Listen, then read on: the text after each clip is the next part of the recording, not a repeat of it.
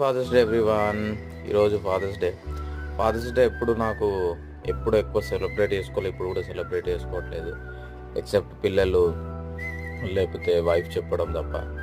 అయితే పెద్దగా అయిన తర్వాత, పిల్లలు పుట్టిన తర్వాత ఫాదర్ వాల్యూ ఏందో తెలుస్తుంది.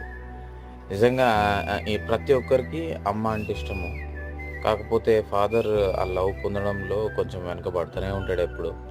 ఫాదర్ ఎంత ఆలోచిస్తాడంటే పిల్లల ఎడ్యుకేషన్, పిల్లల బట్టలు, పిల్లలు ఈ ఫ్యూచర్‌లో ఎట్లుండాలి, ఫ్యూచర్‌లో ఈ సంపాదిస్తే ఫ్యూచర్‌లో వాళ్ళకి ఏదన్నా చదువులకు ఏమన్నా అవుతది.